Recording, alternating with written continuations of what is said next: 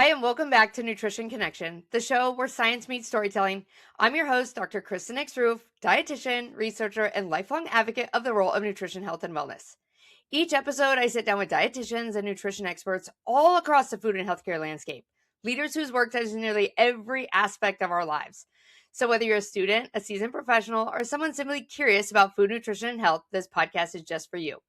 The views, thoughts, and comments on this podcast do not reflect those of my employer nor the employers of my guests.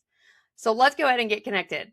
I'm really excited to bring on a connection of mine, and y'all, you are in for a treat. You're gonna learn everything about LinkedIn and really being savvy in media conversation. So welcome to the show. We have Gisela Bouvier. She's a Latina media dietitian and TV show host and the owner of Gisela Bouvier Nutrition. Welcome to the show, Gisela. Thank you so much, Kristen. I'm so excited to be here. So Gisela and I, not too long ago, found out we just got acceptance for a Fancy 2026 session all about LinkedIn and how do we use that platform for being better communicators. So if you're going to Fancy, make sure you check out our session on Tuesday. But there is so much more that Gisela has to offer. LinkedIn is just one small piece of that. So before we dive into the meat of that conversation, let's go back from the beginning. So what inspired you and made you want to become a nutrition professional? So I think it's happened to many of us. So I struggled a lot with my relationship with food, and when I was starting from a teen, but I could remember like being as young as 5 and like not loving my body and things like that. And then I thought my senior year of high school, after I had struggled for over 10 years, I took like a fitness and wellness class and thought like that's what had saved me at the time. And I was like, I want to help people in nutrition. And, unfortunately, the more I learned, the sicker I got. And, there was a lot of issues there. And I was in and out of treatment centers. And finally, my last treatment center, after I was already working as a dietitian in the clinical space for a year, I went and got the right treatment center, collaborative team, and eventually sought my recovery journey 15 years ago. And I feel like I needed to go through that to be the dietitian I am today, because that facility really taught me about mindful eating and really connecting with your food again. And it's the foundation of everything that I do now in nutrition. So that was treatment was 15 years ago, but I've been a dietitian 17 years. So it's been a whirlwind. Well, I think that's such a powerful story. And I love how you just briefly mentioned that interprofessional team really helped you to bridge to recovery, because I think dietitians are just one of the players of this interprofessional team. And I always like to shout that out. So I'm glad you mentioned that.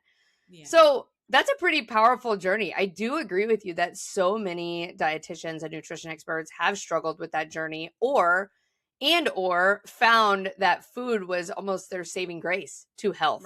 Right. And that's kind of what it sounded like. So let's talk about your journey then. You became a dietitian. You have created a more positive relationship with food and health. Now, how does that get you ultimately where you are today, which is in the media, owning your own practice, being a LinkedIn strategist? Like, give us all the details of how you got to where you are. Yeah, so I started the clinical route, which many of us do, and for me, it was great just to be first in a what you might call it, a smaller hospital, right, community hospital, and go to treatment during that time and everything. It was great. And then eventually I went to a high acuity hospital, Shands in Gainesville. And there I really learned, and I had already finished treatment. And there I really learned to really be an advocate for patients. I was working in critical care, burn ICU, trauma, and being like that voice for nutrition. And even though we weren't feeding them on a plate just yet, it was like, hey, nutrition can improve outcomes. We need to feed these patients. And that kind of, spiraled everything else. Eventually I became a travel dietitian doing menu reviews for healthcare facilities, which I love. Again, mindful eating being that foundation. The first thing I would look at is, okay, I envision like if we're giving them chicken, cauliflower, mashed potatoes on a white plate, we're going to change that, right? Like, again, the mindful eating piece. And I kind of worked in different sectors. I did bariatrics for a while and end-stage renal disease and menu development.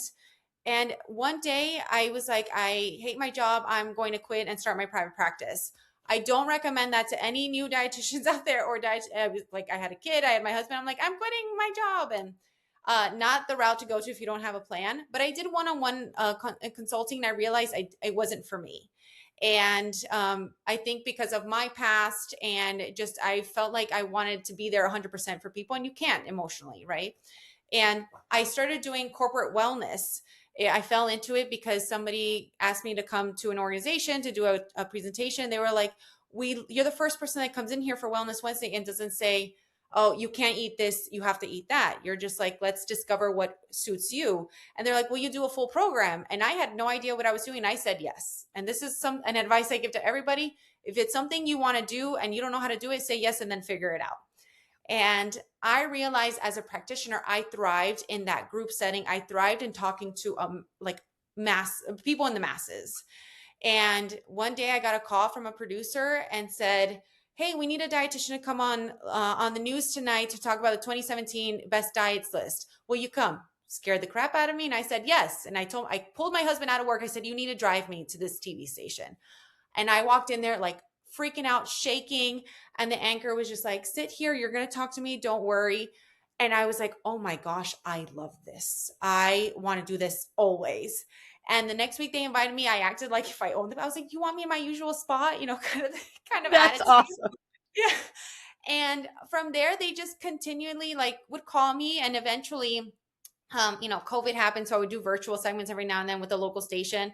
But eventually I remember them talking about, funny enough, the Dirty Dozen list just came out.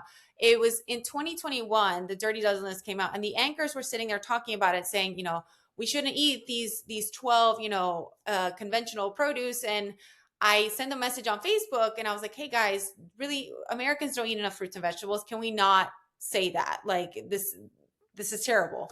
And the news director called me. He's like, will you come do a segment every month? And I said, yes. And that's kind of how it started. I will tell dietitians, just because you get invited on the news, you don't get paid. Okay. This is like free marketing for you, experience.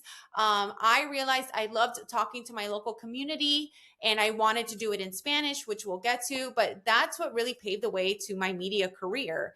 And eventually I started to realize, okay, you know what? I love doing this in English, but the Hispanic population really needs that as well, because there's a lot of misinformation in the Hispanic community. It's everything like abuelita or your vecina, your neighbor said, and things like that.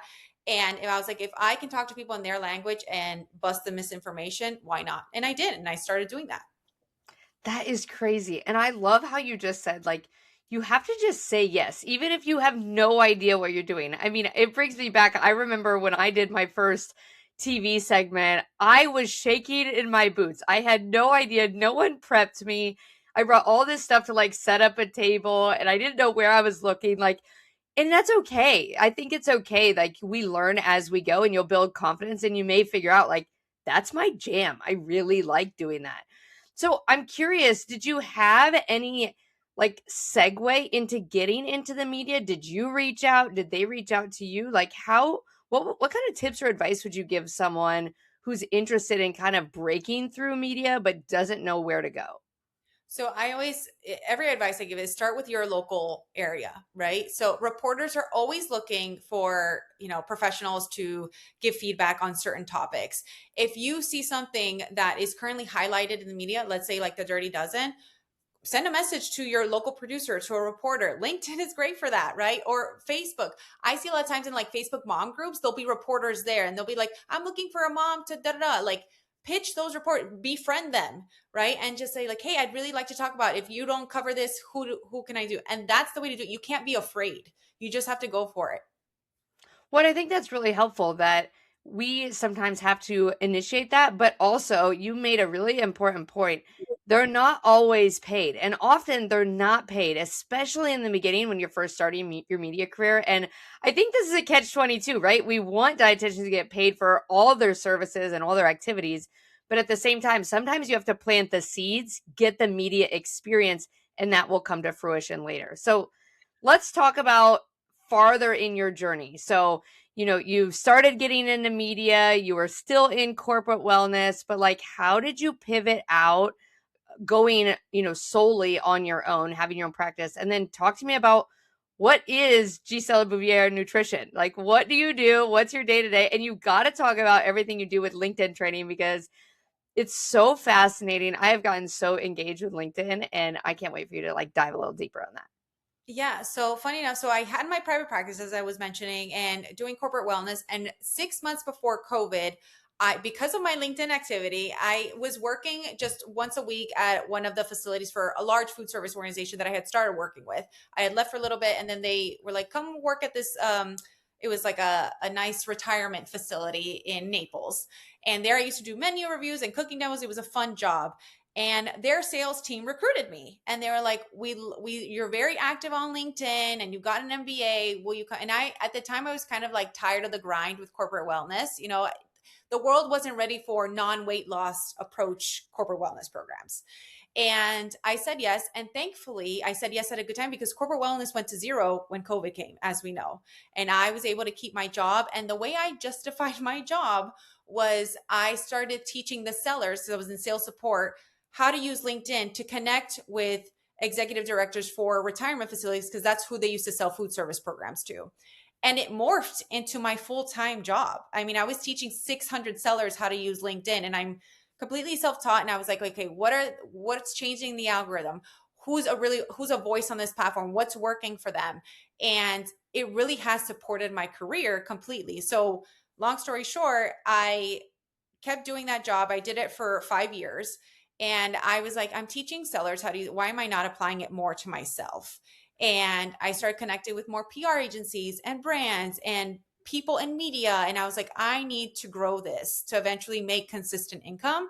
And I would work full time. I had 3 kids, including an infant, and I would work 5 to 10 p.m. was the kids would go to bed. So like 7 to 10 p.m. was my time to build my business. And I went full time in it in January 1st, 2025. So, and I'm full time media and LinkedIn strategist. That's cool. So talk to me about LinkedIn strategists. What does that mean? What sort of services do you offer? I mean, I took your LinkedIn training. It was super helpful just to, number one, how do I optimize my profile? How do I make sure that every post that I have is the most efficient and can have the maximum reach and visibility? So talk to us a little bit, like give us a little bite. And then if people want to know more, you can reach out to Gisela. She does offer LinkedIn training. So you can ask her for her services. Yeah, so LinkedIn is the most optimized when it comes to SEO. And yesterday I was on a catch-up call. We were talking about GEO and now AI, right? It's the most optimized of all the social media platforms. So if you really are a thought leader in the sense that you're sharing stories, but there's an endpoint, there's an outcome, a takeaway that people are learning from you, that's what's going to be more favorable on LinkedIn. So I start with talking to people and looking at their backend settings. Some people don't even realize that they're completely on private, that they have no keywords on their profile, like haven't looked at their inbox of connection requests in years. So they have like 8,700 people pending. I mean, it's just, this is the thing with LinkedIn. The more love you give it, the more love it's going to give you back. I call her a she. So I'm like, LinkedIn, she's a feisty one. You got to show her some TLC. If you don't, she's going to be like, I don't like you. You're never here. Right. Um, Kristen. Oh yeah. I mean, I've learned even the other day, I was like, why am I dropping? Like my reach is nowhere because I haven't been commenting back and I haven't been engaging. I'm like, it's really, you got to put in the grind to be able to see the outcomes. You do. And if you're creating a conversation, LinkedIn is going to like that. And like you said, if somebody comments, you need to respond back because that shows LinkedIn that you care about your audience. And again, you're also increasing your visibility. Now we can see when we comment on something, how many impressions. Like I was helping somebody from a commodity board and they have a low following, and she posted something and I commented and it went to like 1,000 something impressions and it like boosted her post. She was like, thank you I was like, hey, I'm here to serve my community, but more than any, I want to show dietitians what they're capable of on this platform. And this is the last platform we have where we're not muddled with, the misinformation as much. I mean, we have some crazies on there, but not as bad as the other social media platforms. We have an opportunity to really be a voice for nutrition and advocate for our field. Well, and I was just doing some data searching about how AI and large language models are picking up content. And LinkedIn, in this one analysis, LinkedIn was the second most content being pulled and scraped to create those AI responses. So I do think that there's an opportunity for us as dietitians and nutrition experts to be science communicators and evidence-based communicators to really help fuel and populate correct answers in AI algorithms. So reach out to Gisela if you have any more questions, but let's keep going. So let's talk about scientific data and evidence. You're out in the media, you're talking all the time on behalf of brands and products, but also just your own knowledge. How does scientific data impact what you do in your day to day? So for me, it's all about how I communicate that data, right? I want it to be extremely digestible and where it's easy to learn and people can remember it. So I have to, and have to do that, in both languages, which I love to do. But that's always my key goal is what can people learn from this? Yes, I'm going to showcase a recipe, but why am I showcasing that recipe? Is it adaptable to them? Is it, made with ingredients that are accessible? How much fiber are they going to get? What are the micronutrients, and what do those micronutrients do? Because I could say vitamin A, vitamin C, but if people don't know what they do for our bodies, then what's the point of that, right? So for me, understanding the evidence and the data is extremely important, but how do I communicate that is even more important because if not, people aren't going to learn.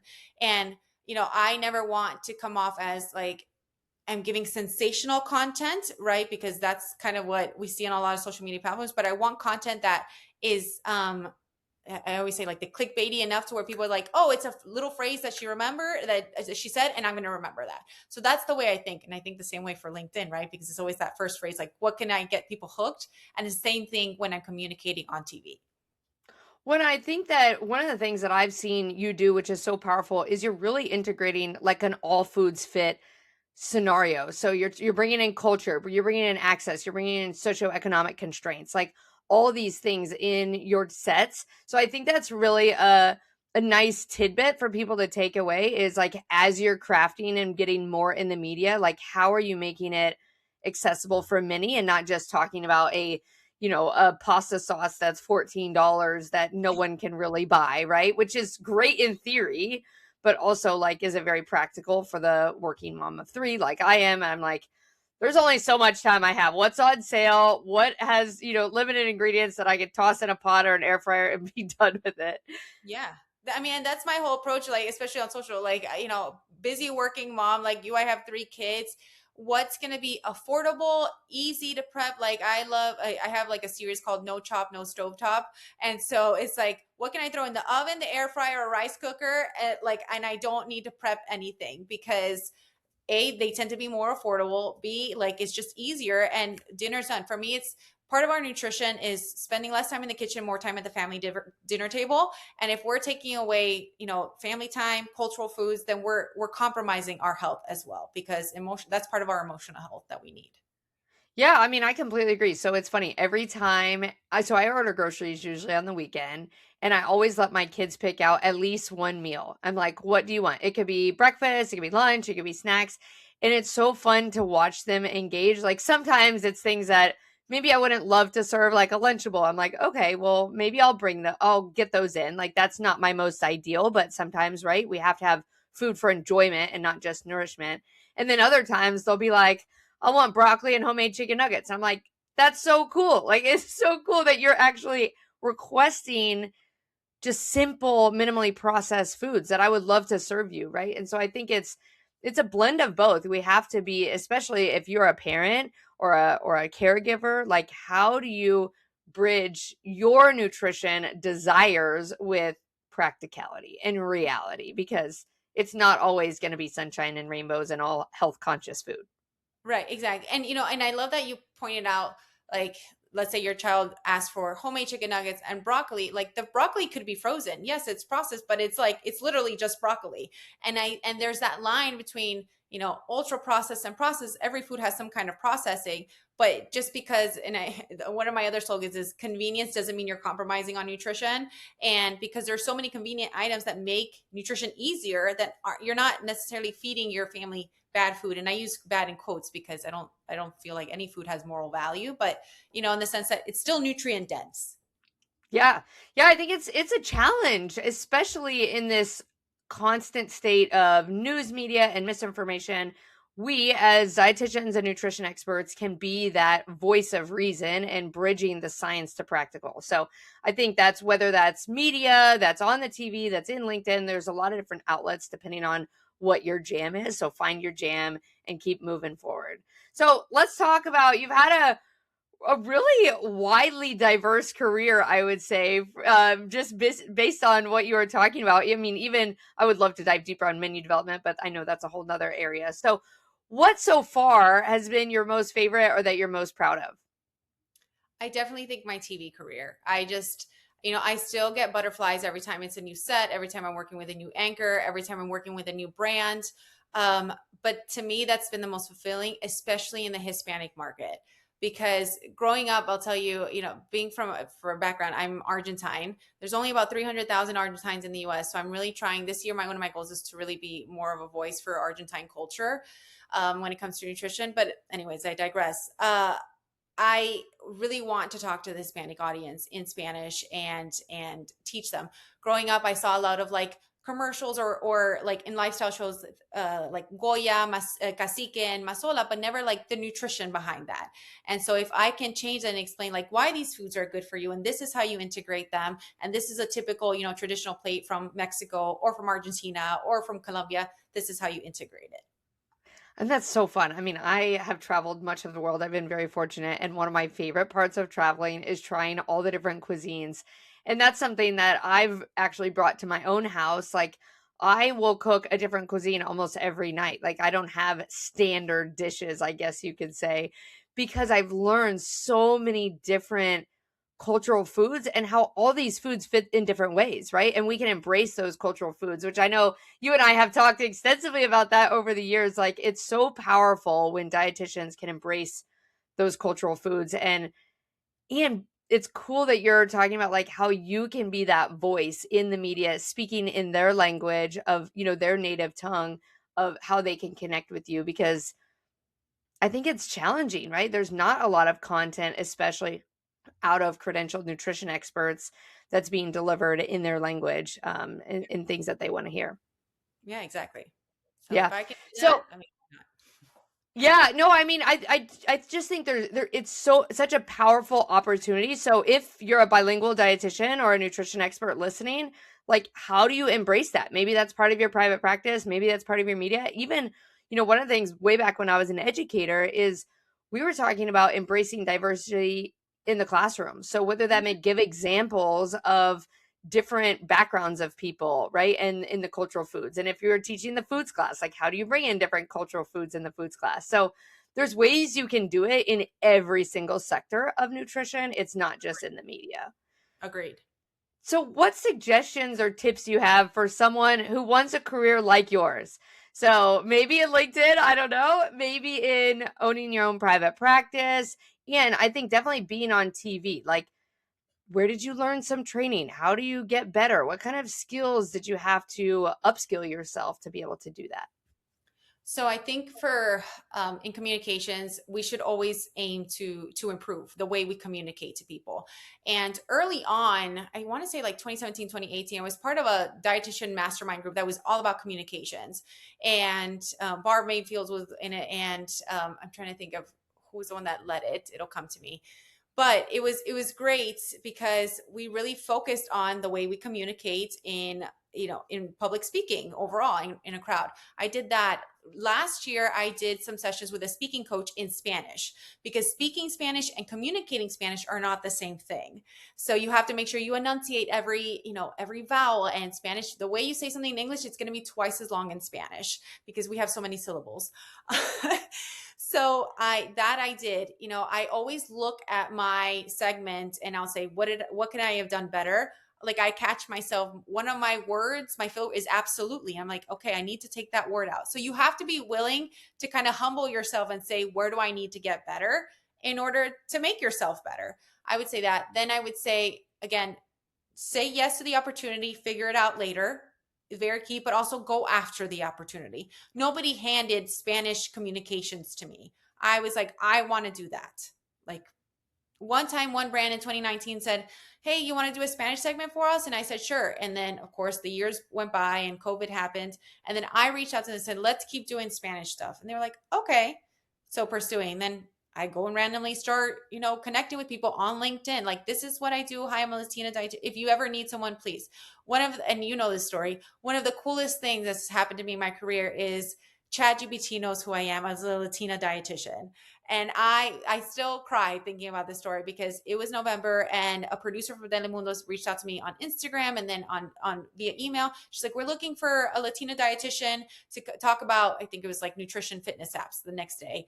And I was like thinking, "Oh, she got my contact from another producer." I was like, "How'd you find?" She's like, "ChatGPT told me." And I was like, How cool "What?" is that? It's like, and then like 2 weeks later, it was another gentleman who happened to be Argentine, and he also asked Chad, and it was for his YouTube series in Spanish, and he was like, "Chad told me. Chad tells you everything," and I was like, okay, so that story is legit. Like so if you make it a goal in your career that you want something, go after that because the world will see it.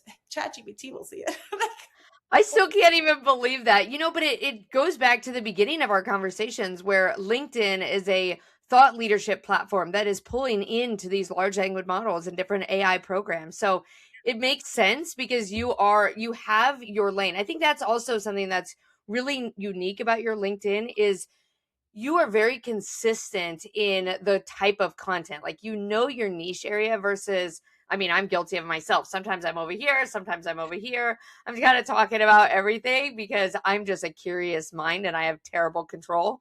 Yeah. But I think that is something that, especially if you want to be the voice or the thought leader in a particular niche, like that is an opportunity to be able to do that on that platform. Yeah, absolutely. Like what words do you have on your profile? Like I literally have Latina media dietitian. Like I want AI to pull me. Like and now that I know even more so that LinkedIn is being pulled into AI, I'm like, "Oh, where else can I get it better?" Like that's the I reality. know and it's constantly learning. I think, one of the things you mentioned is you have to almost rewatch your segments and figure out what words you say. Do you say, I say that's so cool. Like I say cool all the time. It makes me feel like a teenager, but I go back and I'm like, how do I get new words in? Like I'm a highly educated person and I'm using the word cool, but That's that's fine. just, it's I'm something that happy to. comes so, yeah, it comes natural. And so I'm constantly having to listen, think about it, and then how would I reframe that? Because I mean, it's not going to be perfect overnight, but I do think it's a way that we can improve ourselves.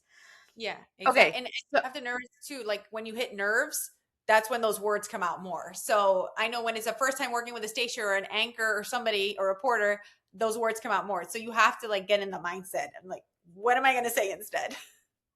totally. Well, and how do you go from, do you be super scripted where like you memorize the content, which I don't really love that, or do you go kind of off the cuff where you don't really know? Like I'm more on the off the cuff person, and it's so funny every time I give presentations, if I go with someone who's like very scripted, they're like, "We want a practice session." I'm like, "I can't practice. I just have to go out there and it's going to come out the way it's going to come out because if I practice, then I fumble," which is so odd, but that's what I've learned about myself.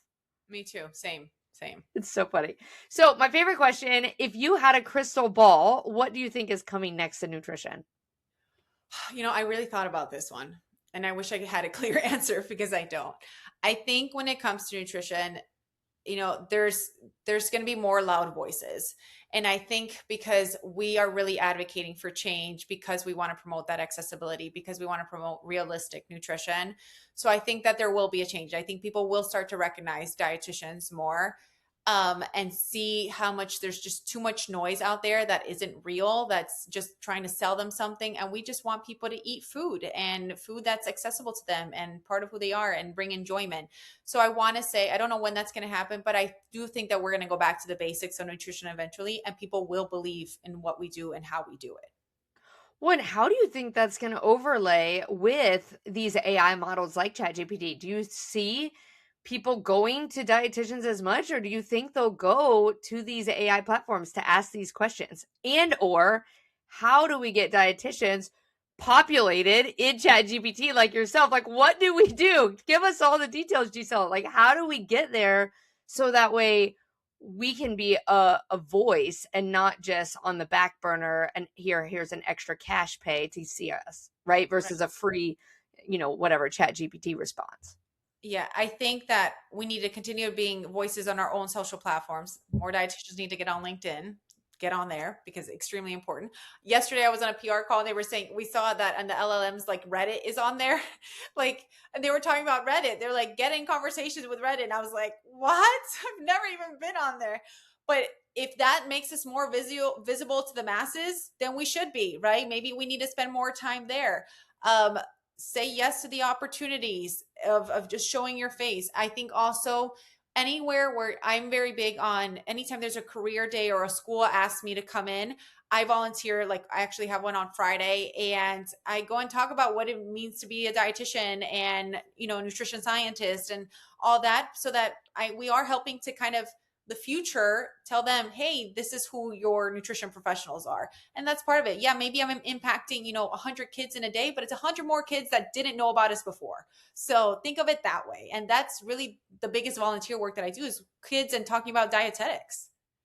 Well, and I can't tell you the amount of people who I've brought on the show and they're like, I didn't even know there was a career in nutrition until I was in college, and it was on the catalog of or professions, or I took a pre-college questionnaire and it was like, you might go into nutrition. Like, how do we get the information to kids and get to kids, teenagers, all the way up even before they get to college, to say, hey, here's this whole incredible career path. And one of the things that I love is you are not stuck if you're a dietitian. There are so many different niche careers. I mean, hopefully you see it on the podcast. I post them all the time, jobs on my LinkedIn, to just say, we have so many skills that we can go across, from agriculture to the food industry to clinical to media. I mean, community, you name it. We can be there.